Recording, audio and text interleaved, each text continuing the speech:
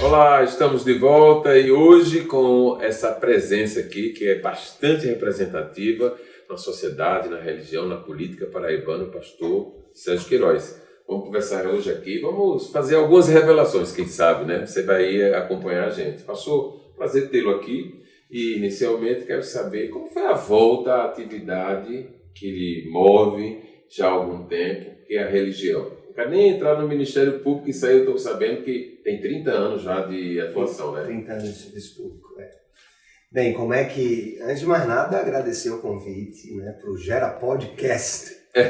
E você, especialmente, meu querido, que tem uma longa trajetória, isso aqui é apenas um passo a mais, né, na sua tão valorosa carreira já como comunicador. E é muito bom vê-lo aí. Bem dentro da linguagem de hoje, é uma nova experiência, né? Tudo é experiência, agora é a palavra da moda, né? Experiência gastronômica, experiência profissional, essa é uma experiência. Pois é, uma experiência agora midiática.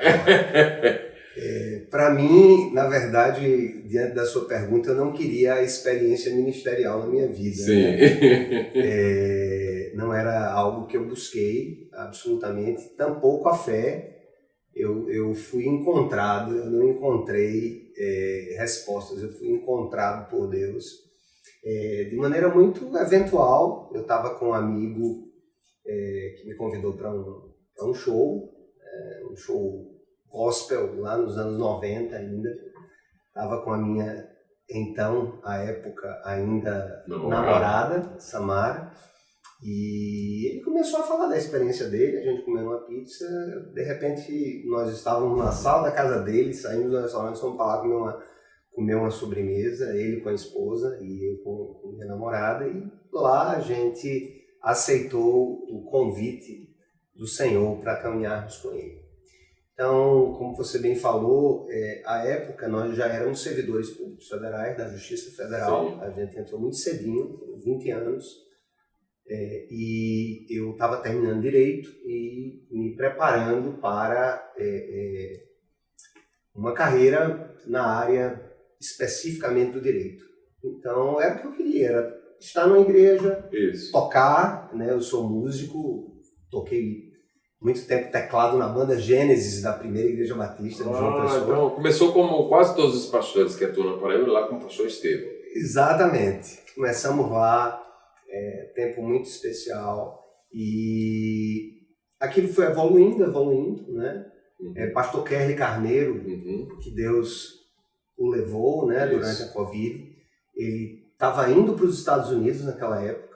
Eu lembro bem dessa época. E nessa época que ele estava indo para os Estados Unidos, eu assumi a liderança da banda Gênesis, produzi o primeiro CD, acho que um dos primeiros CDs gospel da Paraíba, eu produzi junto com os meninos na época, isso em 96, 97. Teve convivência também com o pastor João Filho? Tive convivência com o pastor João, tive convivência também naqueles períodos iniciais, né, com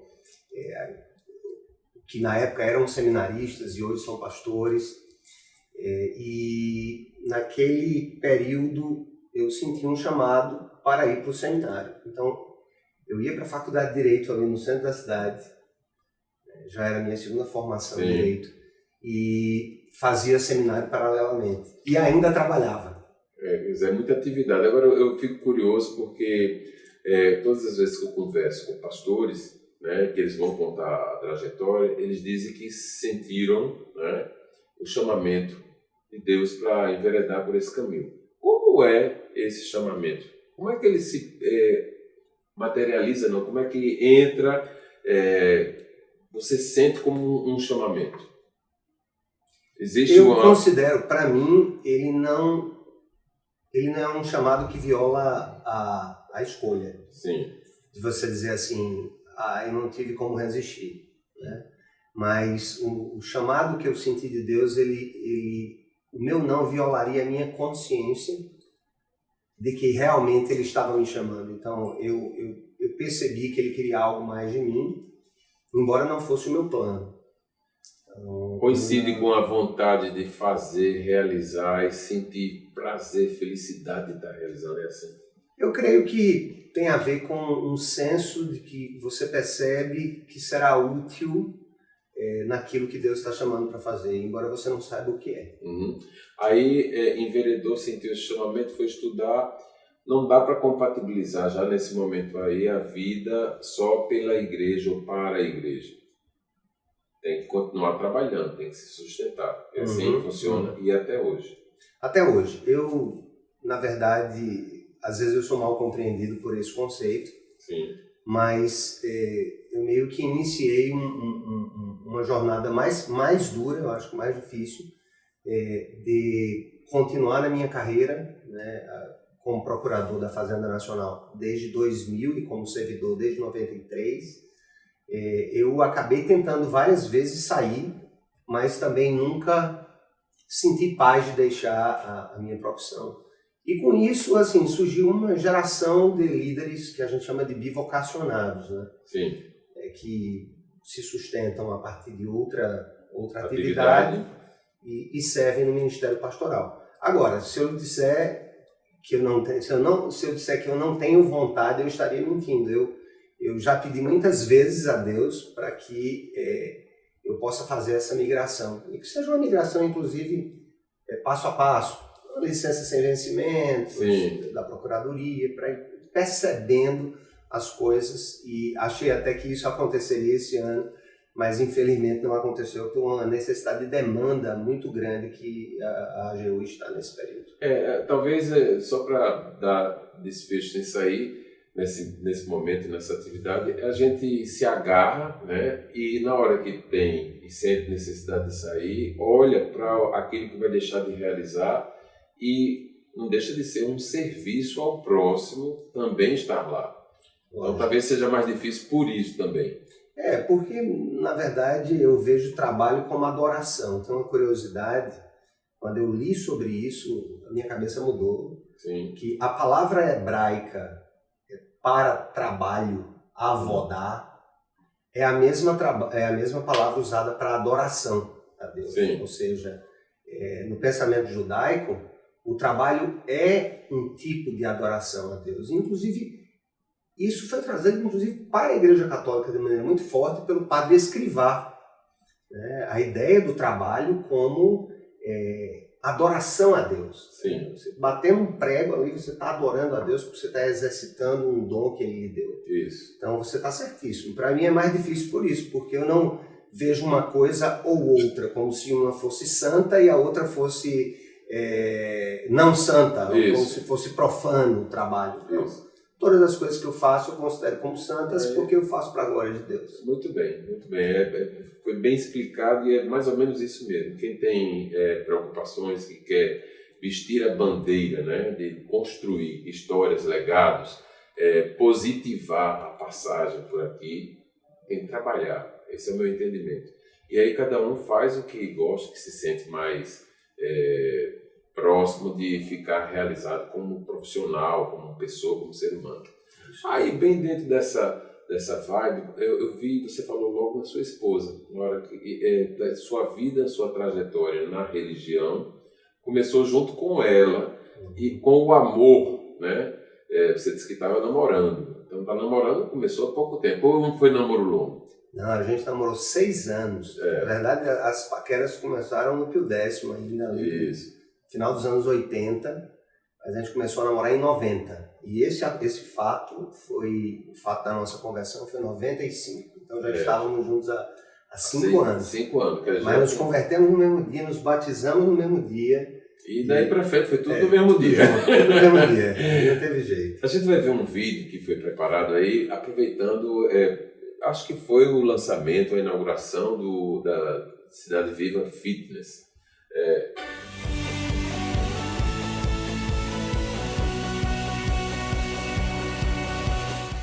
E aí, gente boa, nós estamos aqui no campus metropolitano da Cidade Viva para mostrar para vocês onde nós vamos fazer o lançamento do projeto Cidade Viva Fitness para homens, mulheres, famílias inteiras.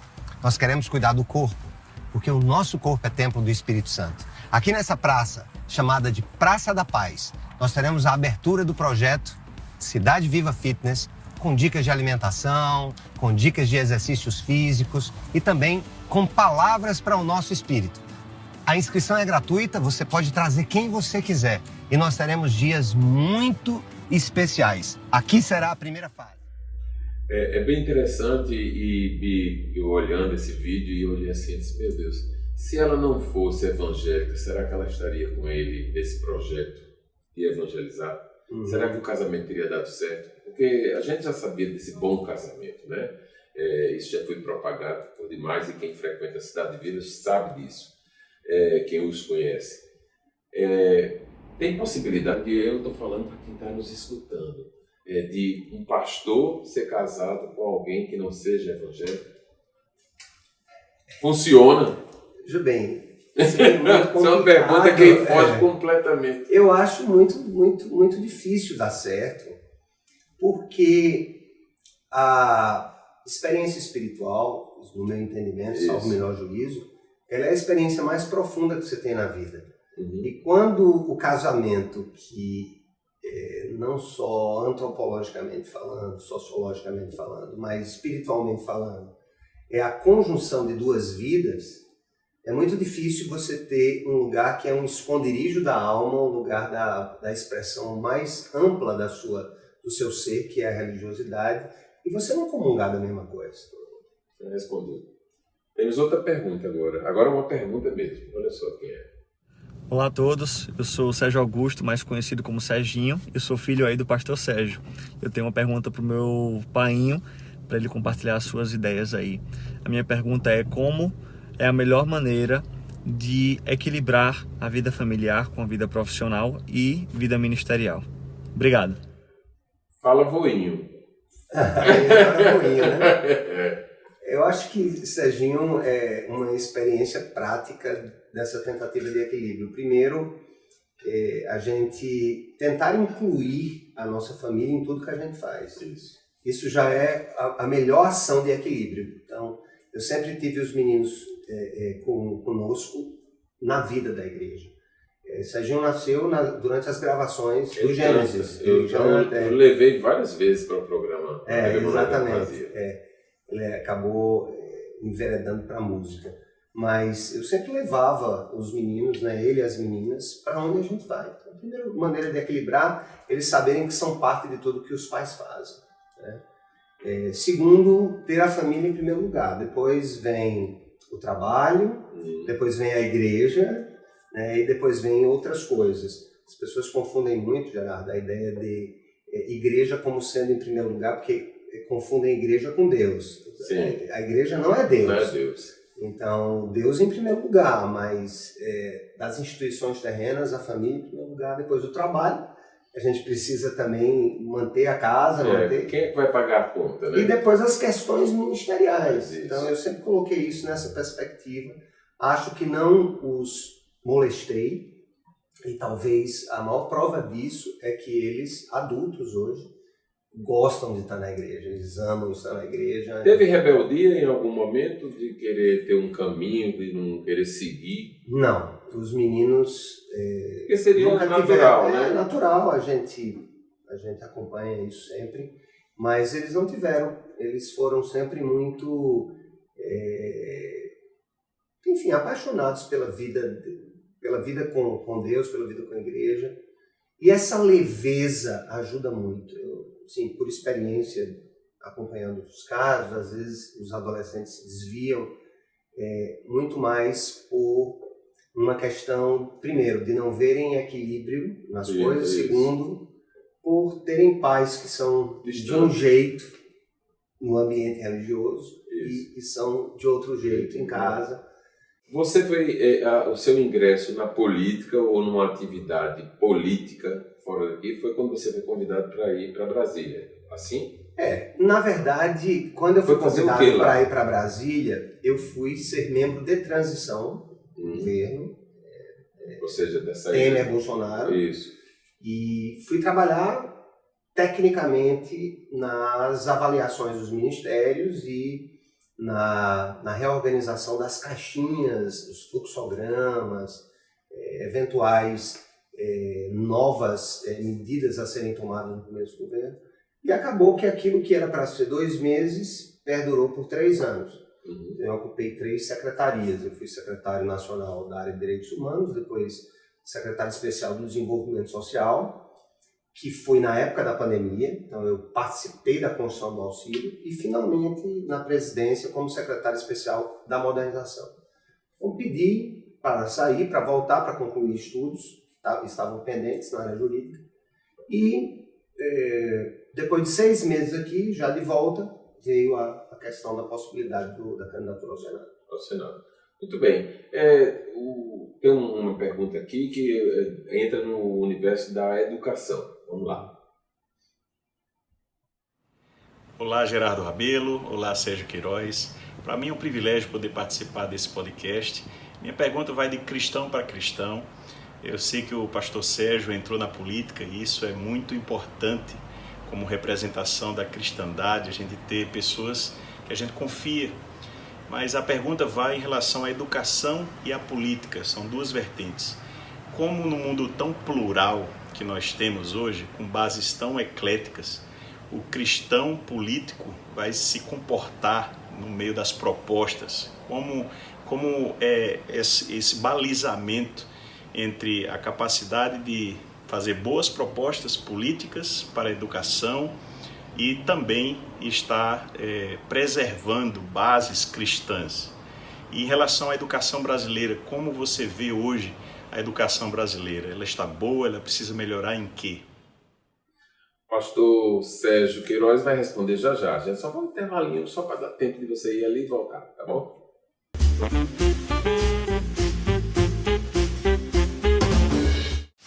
Olá, eu sou Humberto Arcoverde, médico da dor, e estou aqui para saber como está a sua coluna. Muitos adultos sofrem de dores degenerativas, como hérnia de disco e artrose.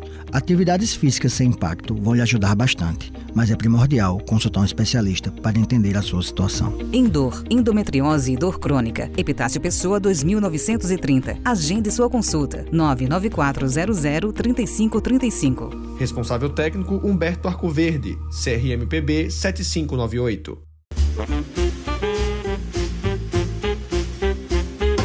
Bom, estamos de volta com a pergunta do pastor Neto Moreira.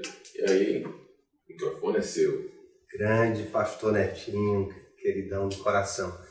Olha só, eu penso que a boa ciência, ela nunca vai negar a Deus, e a fé nunca vai negar a ciência que seja posta sobre bases reais e não ideológicas.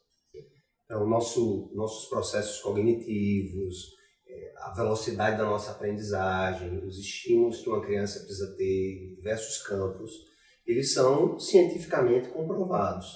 Então, eu não vejo problema que um cristão esteja na política e ele não precise necessariamente defender uma educação confessional, especialmente nas escolas públicas, até porque nós vivemos num país laico. Mas, como disse, o ser humano, embora seja complexo, ele tem regramentos internos, regramentos cognitivos, regramentos emocionais.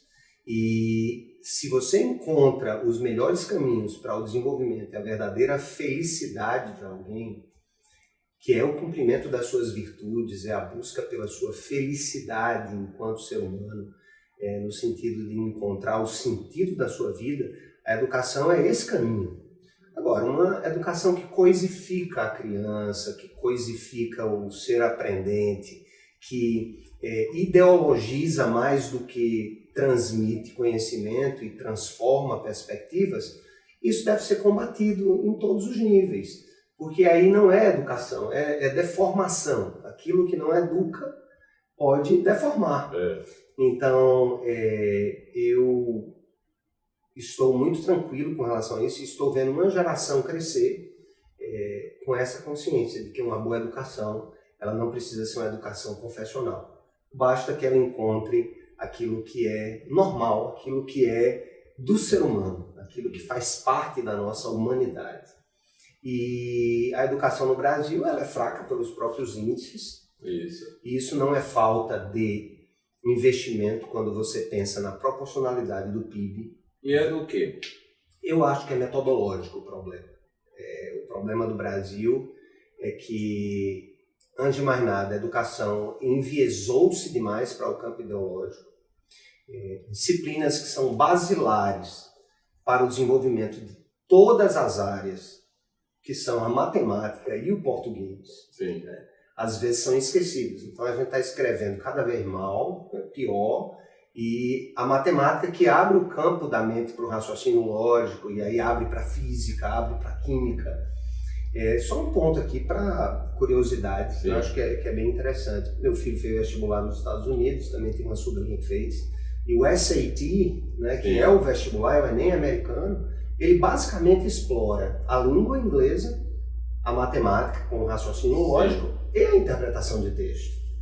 Então o nosso aluno às vezes vai para o Enem com uma carga imensa de disciplinas, quando a gente precisa entender, né, especialmente que a linguagem e a matemática em si, elas são basilares. Se a gente melhorar na matemática no Brasil, no ensino da matemática, no ensino da língua portuguesa, certamente nós vamos ampliar para as demais ciências. Os problemas do Brasil, eu estou começando a ingressar no momento aí da política, porque é inevitável a gente conversar um pouco mais sobre isso, e falamos aqui da educação.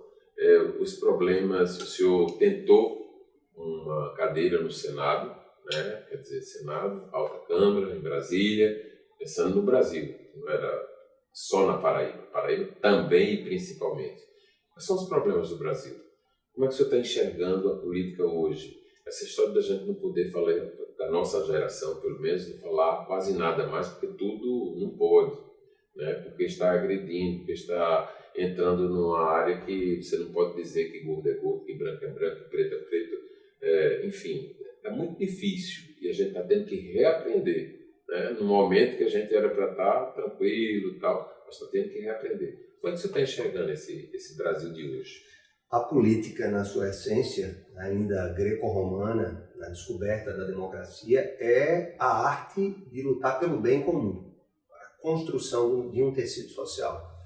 E, de fato, isso é um fenômeno pós-Segunda Guerra, as lutas identitárias, conquanto importantes, né, para a afirmação de direitos universais, elas acabam transbordando do campo do aceitável e elas começam a tomar conta do discurso. Tudo acaba sendo uma questão identitária. Ou homem versus mulher, ou preto versus branco, ou homo versus hétero. Então a sociedade está dividida em torno dessas discussões.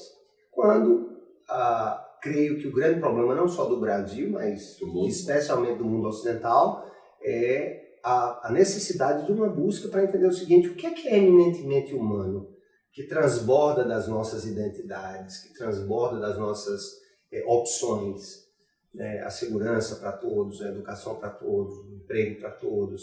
Então, eu acho que esse é o primeiro ponto, é tirar essa nuvem dessas lutas identitárias que estão, no meu entendimento, acabando com o sonho de política enquanto ideal de bem comum. E isso entra no politicamente correto, isso que você acabou de falar. Exatamente. Mas o Brasil, ele tem problemas sérios de base, né? E o primeiro deles é a educação. A educação realmente é libertadora. Se ela não funciona bem, tudo mais, inclusive a saúde. Uma pessoa com acesso à educação, até sob o ponto de vista da prevenção a doenças, ela se encontra mais preparada. Eu vi um relato de uma médica de família de uma criança de 6 meses que morreu de verme. Algo que a gente vê lá. Tão básico, né, que em qualquer posto de saúde, se a mãe tivesse sido fosse um pouco mais esclarecida, a necessidade exatamente o problema. Teria resolvido. O senhor deixou Brasília, depois de 3 anos, veio, 6 meses se candidatou, se posicionou para se candidatar ao Senado. Depois que deixou Brasília, teve muito contato com o presidente Bolsonaro. Como é que está isso hoje?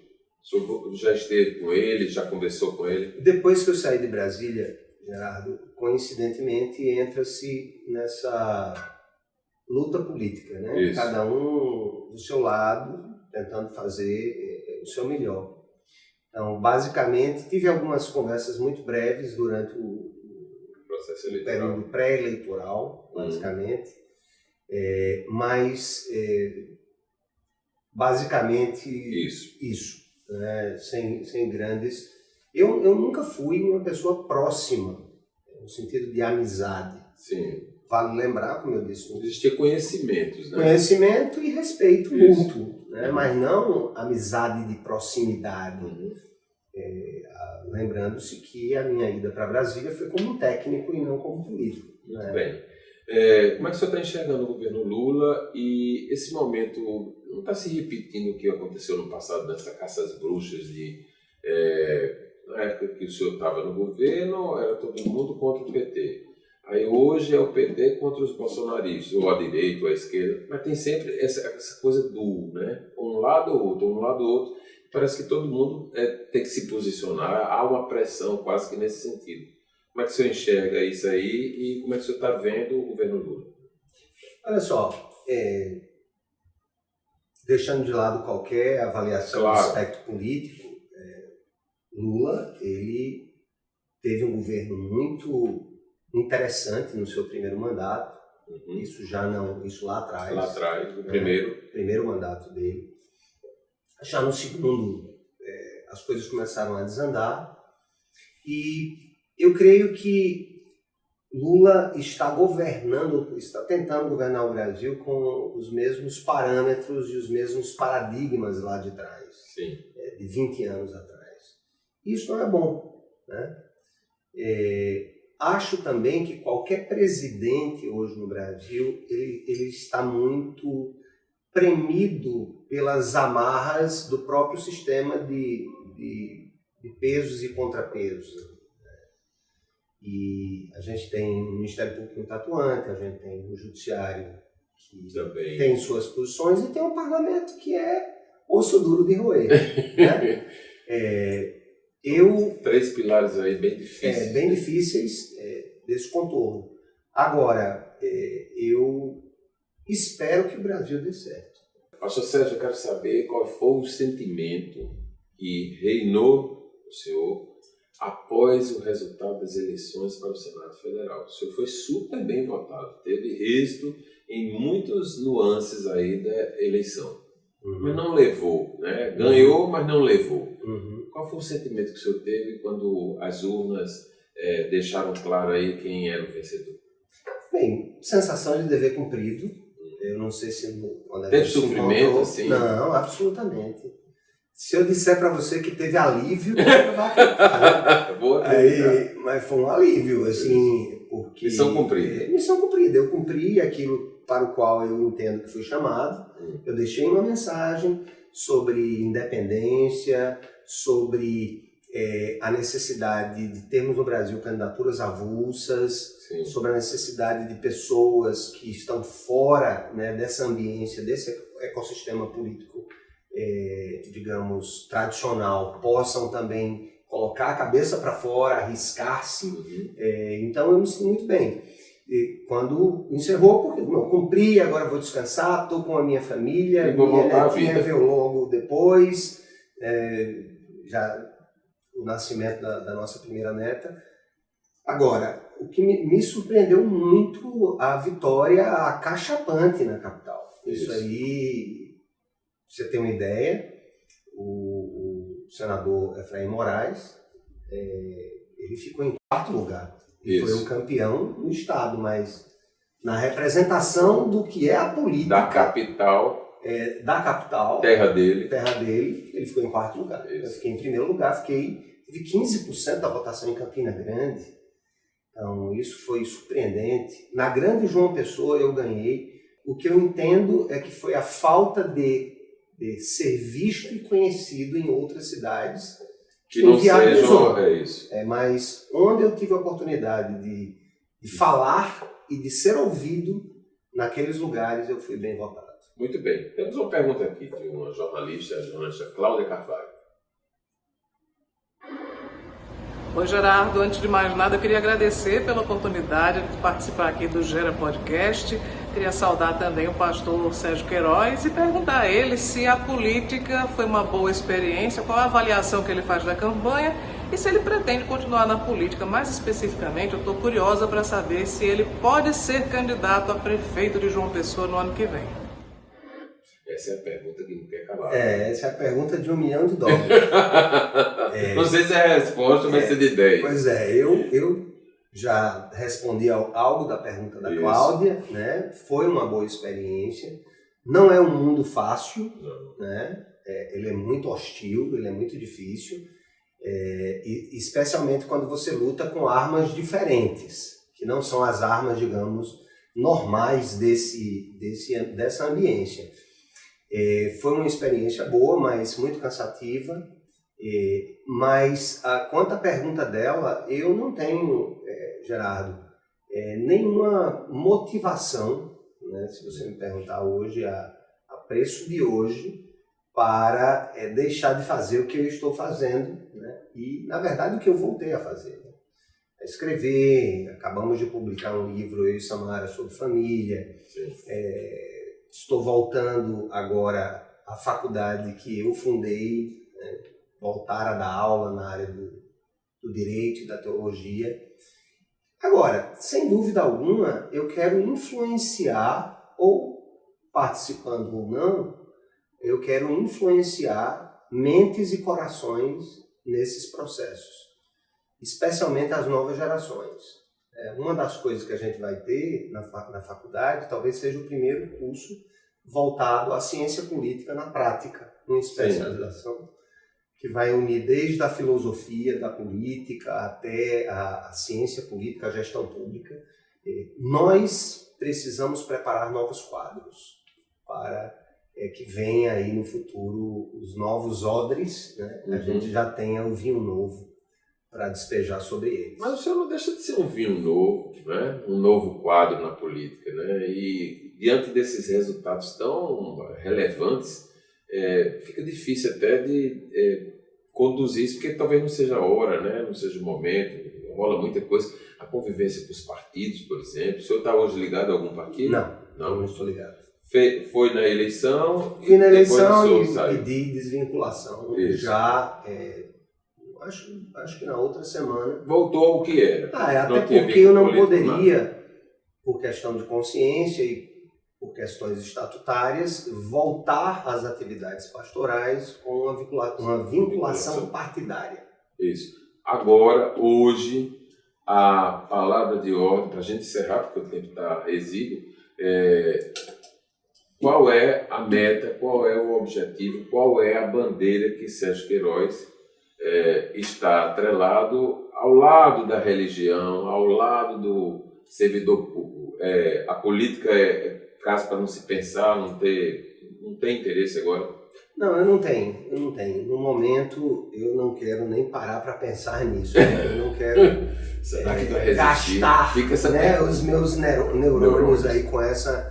Agora, o foco é esse, a minha família, os meus estudos, a igreja, a fundação e o meu trabalho, né, que é o meu ganha-pão. Tudo na sua hora, né? Tudo no seu tempo. Muito obrigado pela sua presença aqui. A gente vai se despedir com imagem da trajetória do pastor Sérgio Queiroz, que a gente colheu numa pesquisa aí na internet, que vai deixar você, que está assistindo agora, bem inteirado da trajetória desse pastor político de sucesso e também servidor público já há 30 anos, né? 30 anos. Tem pensamento em aposentar? Acho que você não vai conseguir se afastar, não. Vai ter que se aposentar. Eu ainda tenho muito tempo. Dá para pensar. Dá para pensar. Obrigado. Obrigado.